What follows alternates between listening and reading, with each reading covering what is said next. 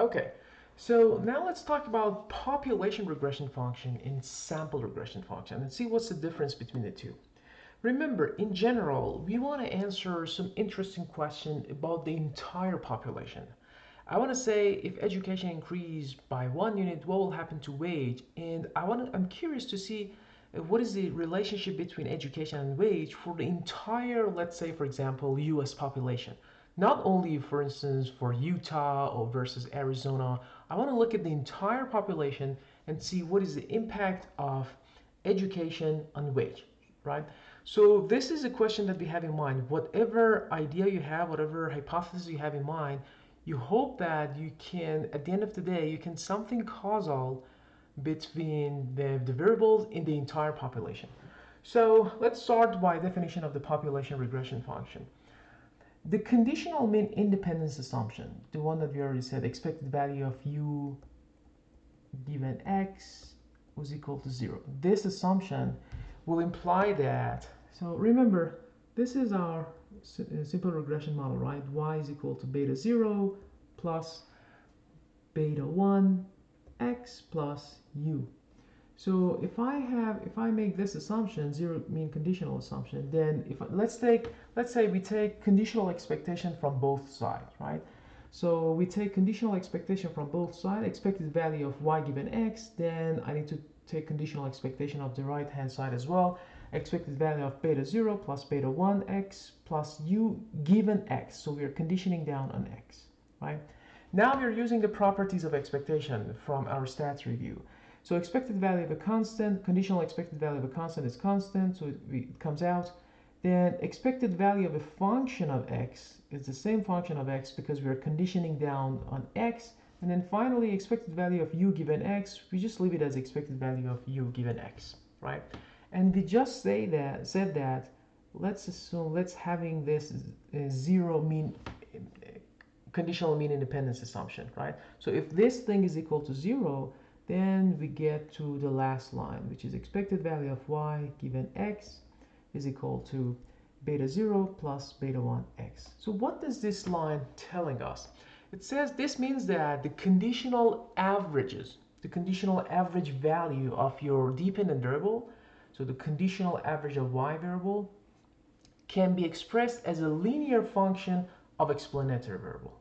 Okay, so at the end of the day, it says that if you have a y, if you have an x, so let's actually work with our example, which makes more sense. So imagine I have wage versus education, and then again, just for simplicity, I'm looking at only 3 levels of education, maybe high school diploma, bachelor, and then master. Okay, and I have a bunch of observations here. So in high school diploma, these are the wages.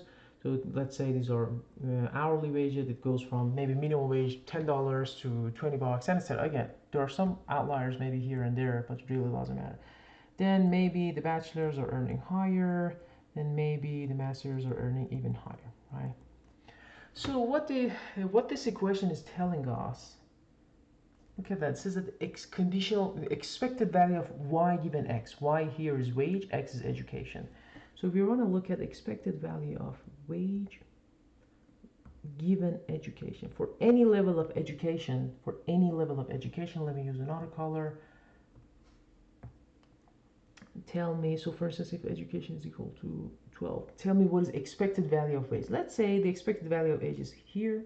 The expected value of wage given for bachelor students is here. The expected value of wage for master students is there, right? Then we can connect the dots. We come up with something like this, right? So this is what we call population regression function. So population regression function shows that no, this conditional averages, we can connect the conditional averages using a simple line. So this is called population regression function. So what is important about population regression function is that there are 2 things. First of all, this population regression function is fixed. So this is really important, guys. I want you to pay attention. So this is fixed. Because I'm talking about the entire population, this line is going to be unique. It's fixed. So let's call it unique. And secondly, it is unobservable. So here's a part that students usually get confused. So wait a minute, what do you mean it's unobservable? Remember, this is our utopia. In ideal world, I wish I can collect the information for the entire US population for education versus wage, and then I can say something, some causal relationship between the two, or I can set up some regression analysis, regression model between the two. But in practice, it's not possible. You and I, we know for sure that in practice we cannot go out and collect information of every single 3+ hundred million US citizens, collect their education and wage, and then put it into a, let's say, a software. Even if we can collect the data, it's really hard to analyze and process plus 300 million records of observation, maybe with many variables and things like that. Computation wise, it's difficult, and let us know, even if it is computation wise possible, but practically it's impossible to collect data for the entire population. So for that reason, we say this line, this population regression line, it's a hypothetical line. It's unobserved.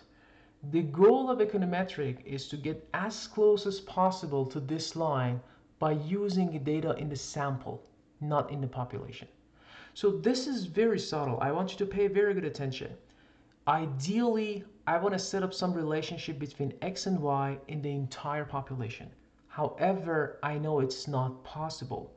So this line is going to be some imaginary line. But what's the goal? The goal is to, by looking at the sample of that population, let's say a sample size of 1,000, 2,000, a sample of that population, I want to come as close as possible to this line. Okay, so that line is the one that we're dealing with in this course. We call it simple regression function. Sorry, sample regression function. So this is population regression function, PRF. The one that we're looking for in the course is called sample regression function, because remember, we are going to work with samples. So when you work with the Wooldridge data set, you're working with one sample of the entire population. So for instance, if you look at the wage data set in Wooldridge, it's just one sample. It's not the entire population. So for that reason, what we see, the regression dot lines that we see, with the coefficients that we calculate, all these things are not related to the population. There are something specific to sample. And we hope that, this is really important, we hope that that line that we got out of a sample is as close as possible to this line that we call the population regression function. Okay, so let's go to next slide. And this is what I was talking about. So imagine this is our Y is our wage, X is our education, and then we can look at the there are lots of observations here. We can look at the distribution of the observation. Let's say they're normally distributed. It can be left skewed, right skewed, it really doesn't matter. Let's imagine this is a distribution. And of course, there are outliers here and there. And what the population regression function plot is, it connects the conditional expectations. This one, and this one. So for instance, here for individual with x is equal to x squared, x2, the average value of y is beta 0 plus beta 1 x2. So let me use another color and show you where is that average value. This is here. This is the average value. I'm just simply plugging x2, the value of x2 in this equation. Okay, so we call it population regression function, and I want you to remember this line is unobservable and it is unique. There's only one of these lines out there, which holds for the entire population. Okay. All right. So now let's see what is a sample regression function. So let's go back to this slide. Imagine, let me go ahead and erase all these dots. Imagine the population, the entire population are, let's say the entire population are the red dots.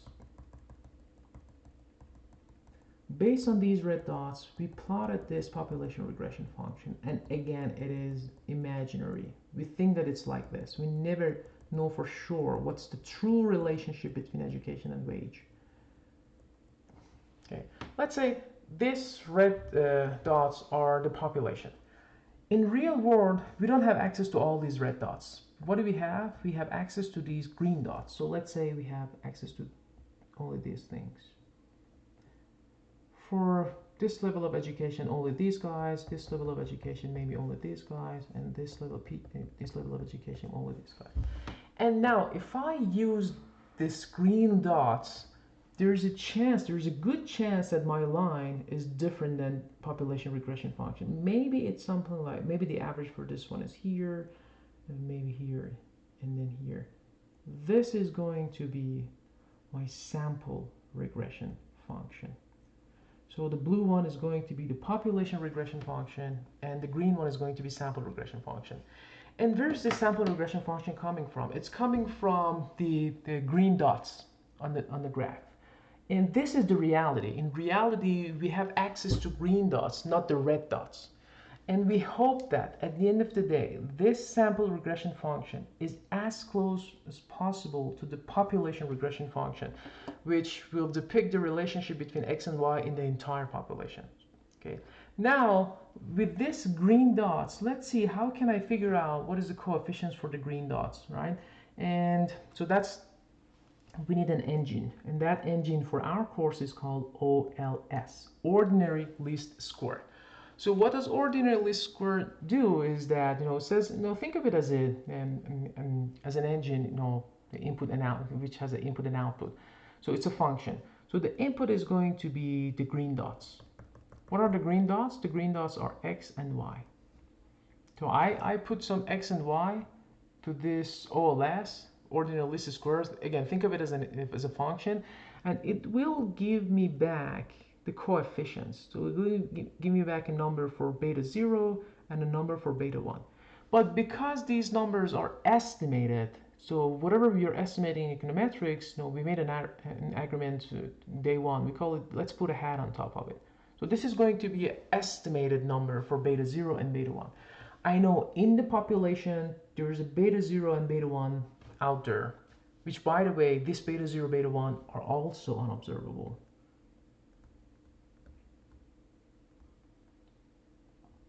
Observe. So we need to estimate them, right? And OLS is something that enables us to estimate beta 0, we call it beta hat 0, and estimate beta 1, we call it beta hat 1. Now, if I have beta hat 1 and beta hat 0, then I can estimate my y. I can estimate y, I call it y hat, so it's going to be called beta hat 0 plus beta hat 1 x. So this is our predicted value for y. Okay, and so let's look at this guy on the next slide. Okay, ordinary least square estimate. Again, this is one of the estimation techniques that we cover in the class. So we will cover OLS, weighted least square, and then the GLS, generalized least square, or if time for the class, FGLS, feasible generalized least square. So these are, think of them as simple functions. They're like a box. You give them some input, and the output is going to be the estimated values of beta hat 0 and beta hat 1. And if I have beta hat 0, beta hat 1, then I have the intercept and the slope. So I can plot the line that I'm looking for. So if I tell you that, okay, you have beta hat 0 and beta hat 1, which is the slope, right? So you can go ahead and simply plot this line.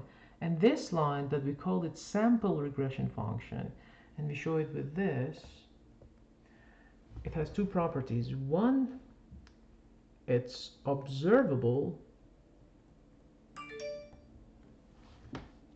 and two,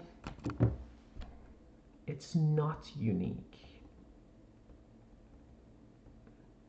This is really important.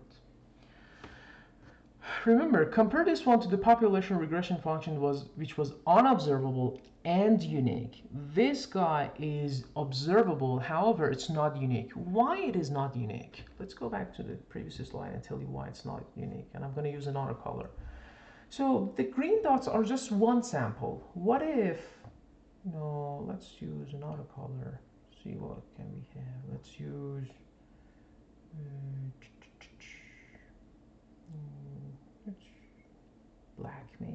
let's use black.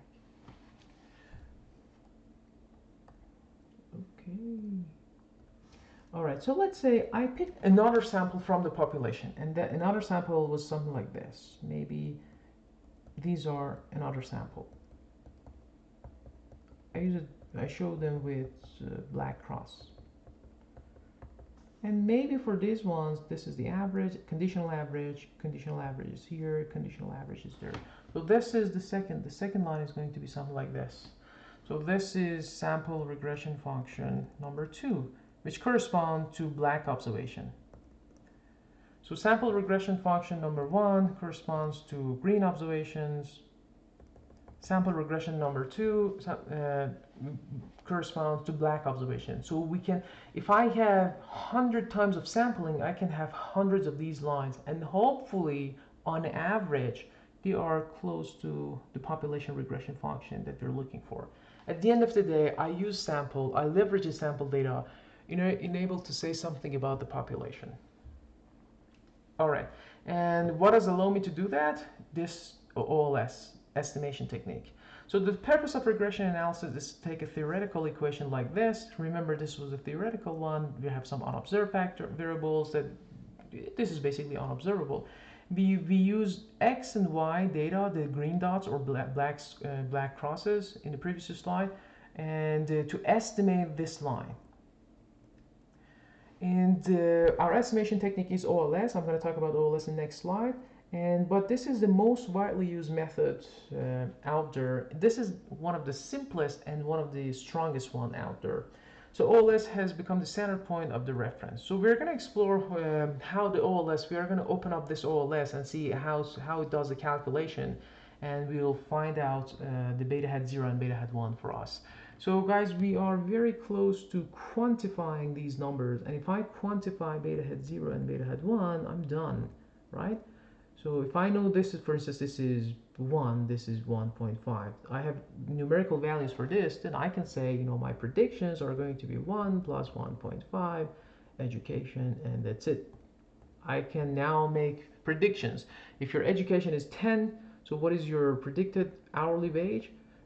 So I just plug 10 here, 10 multiply 1.5, 15, so plus 1, 16. Your hourly wage is going to be 16. If education is 20, your hourly wage is going to be 31, and etc. And we are literally done if we can calculate these numbers. This is something that we do by OLS. Now let's see how does OLS does the job. Okay, but before that, we need to define something which is called residual. So residual is different from unobserved variables or unobserved values, but let's talk about it now, because OLS at the end of the day is using residuals to do the calculation. Okay, so we already talked about sample regression function, and we saw that we said that it's not unique. Depending on what sample that you're dealing with, you can see different sample regression lines. And however, the good news is that it's observable, right? So this line fits a regression line. The sample regression function fits a regression line as good as possible through the data points, right? So this as good as possible is important. This is something that the OLS helps us to do. What do we mean by as good as possible? So imagine I have a sample like this. Simple, just 5 dots like this. Very simple. Right? Which fitted line do you think is a better one? So let me use another color. Do you think that is this a good line? So line number 1, or line number 2, or line number maybe 3?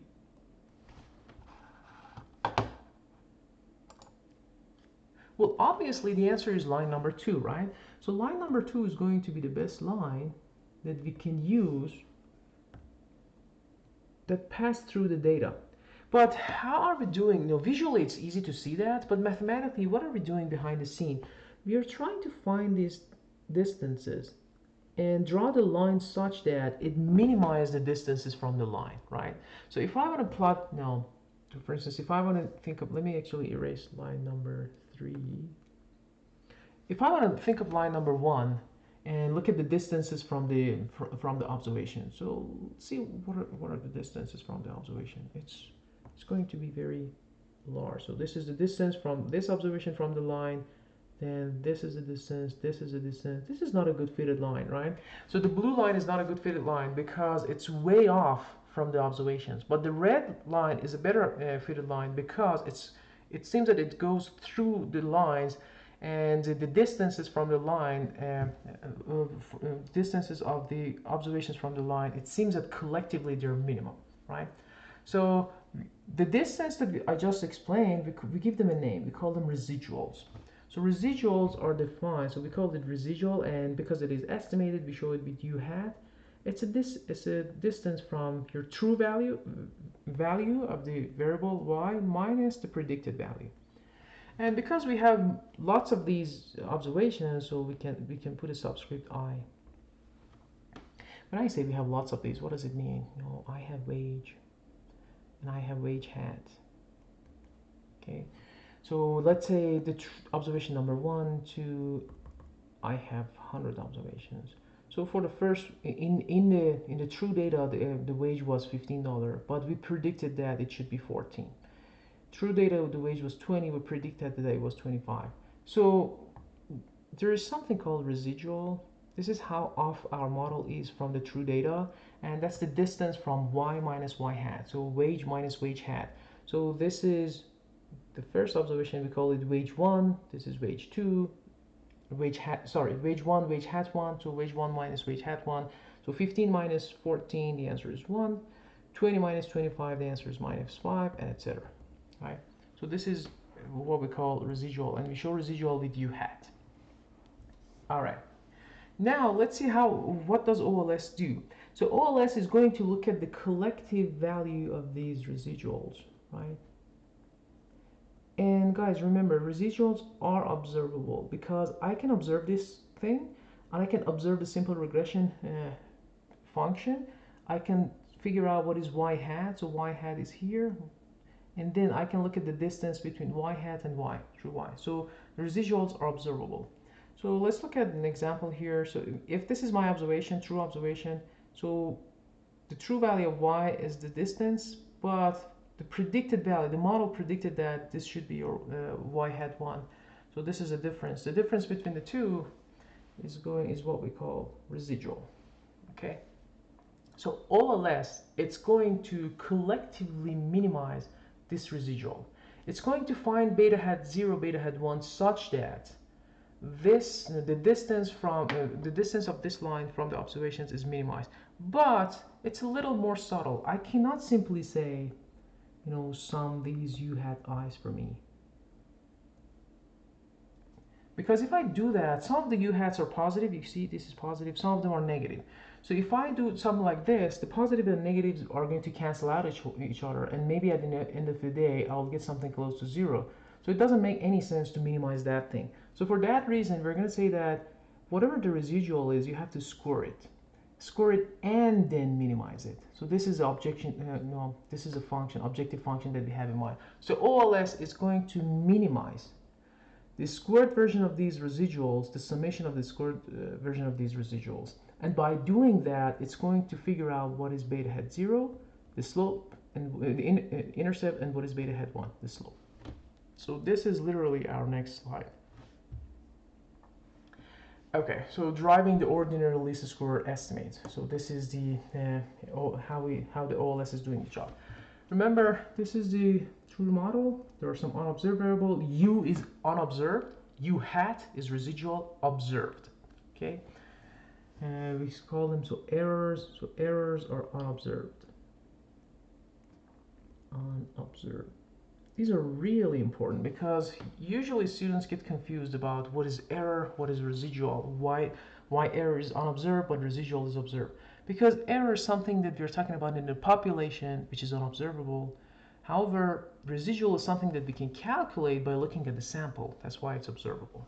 Okay, and so this is our sample regression function, or our OLS line, and this OLS is going to minimize the sum of squared regression residual. So this is what I just talked about, and why we have a square, because if I don't have the square, then positive and negative will cancel out each other. So by solving this optimization, so it's how we do it is it's a little beyond the scope of the class. I'll give you a sketch of the proof, but you don't need to be worried about that. At the end of the day, this optimization problem will solve the beta hat 0 and beta hat 1 for me. Okay, and how does it? Let me actually give you a preview of the proof. If I give you a function like y is equal to x squared, how do you find the minimum? So you're going to say that I'll take derivative. So derivative of y, we showed with y hat is equal to y prime, sorry, y prime is equal to 2x, and I set the derivative equal to 0, so x is equal to 0. So the minimum is going to happen at this point. We're going to roughly, again, and roughly you're going to do something like this. So we have to take first derivative from this equation with respect to betas, and then solve for betas, and if we do that, this is the solution. So the output of the OLS is going to be something like this.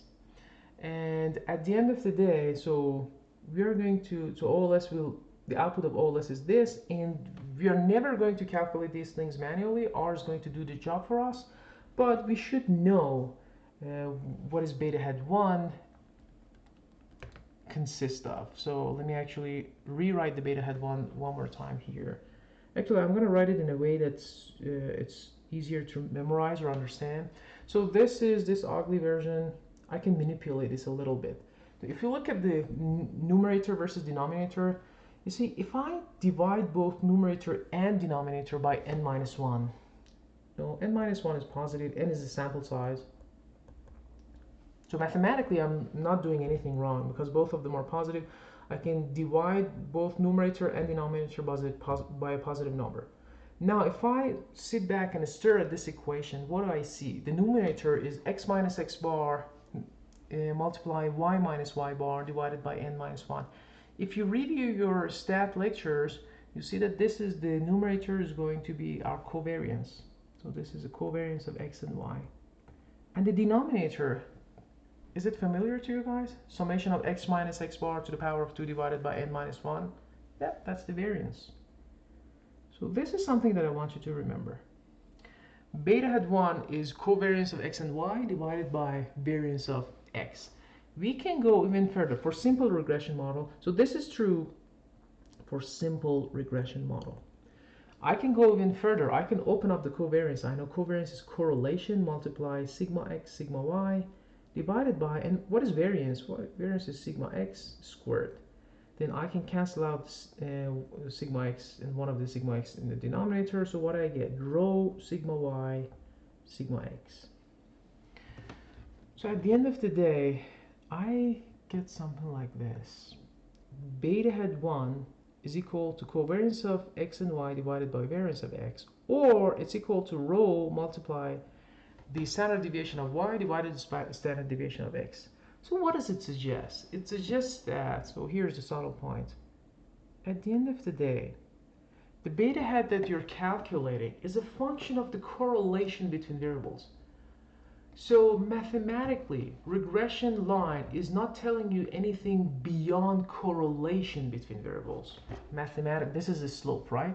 So mathematically, this beta 1 is nothing beyond, again, intuitively, a function of correlation. See, if I plot something like this and tell you what is the correlation, you say it's positive.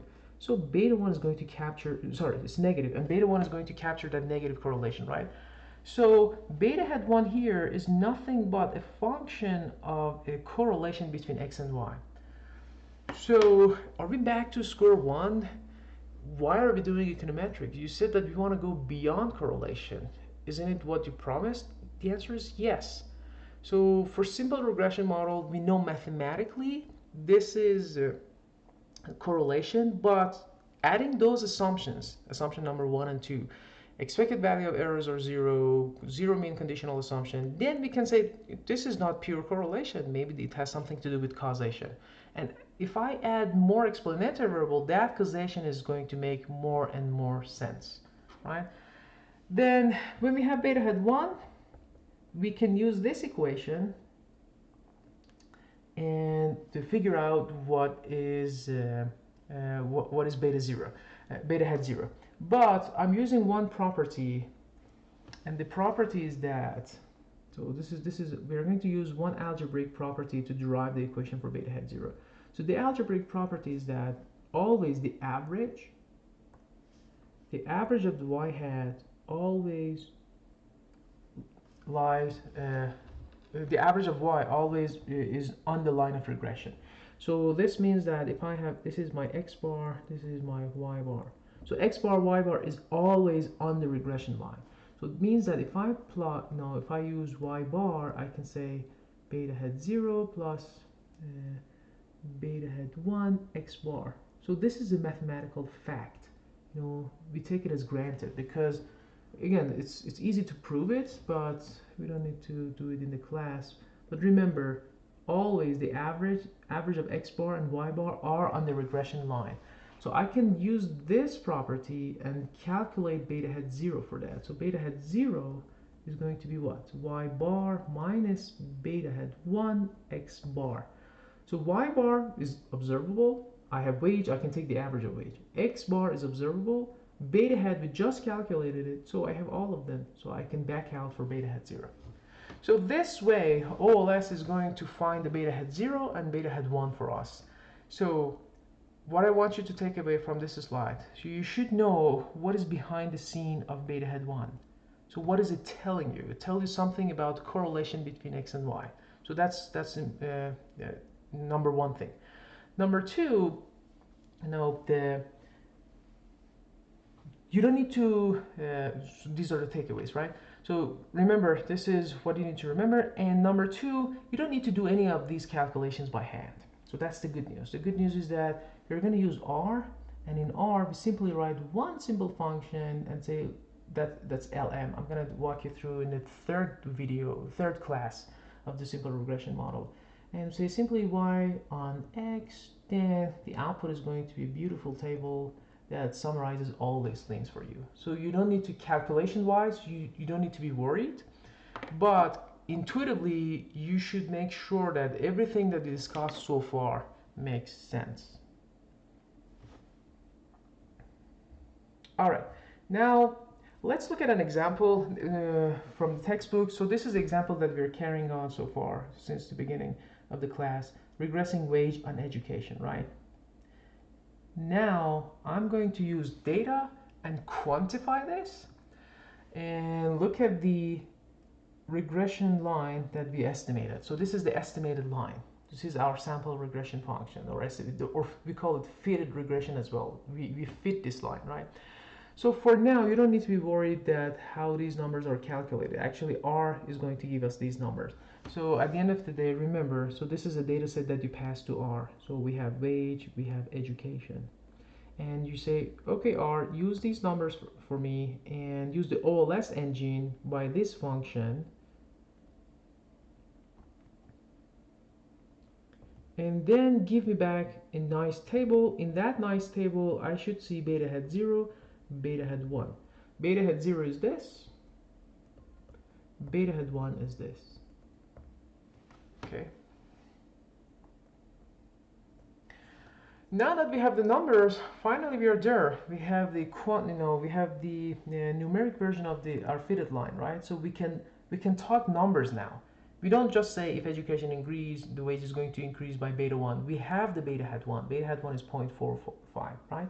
Now let's interpret this equation now. This is the most fun part of the econometrics. At the end of the day, you're able to tell something about the variables that you're interested in. So I say that in the sample that we work with. So where's the sample? Wooldridge data. It's not the population, it's a sample. Everything is observable. In the sample, if education increased by 1 more year, then the hourly wage, because wage is hourly wage in dollars, the hourly wage is going to increase by 0.54 or 54 cents, holding everything else constant. So this line of interpretation is important. I'm gonna ask you multiple times on the homeworks during the exam, so you should understand the intuition. The intuition and interpretation is important.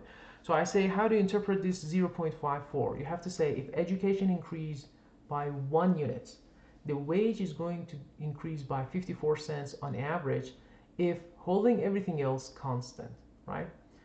So this is the interpretation for the slope. Interpretation for intercept, which is minus 0.9, in simple regression model that we are dealing with here, we are not interested. Do not interpret.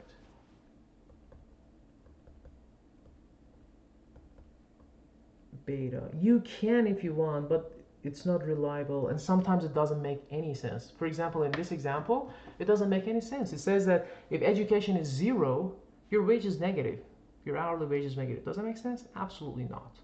But again, you should not pay too much attention in the intercept if we are dealing with simple regression model, because we are not controlling for anything else. If I control for gender, experience, and etc., this intercept is going to become more and more meaningful.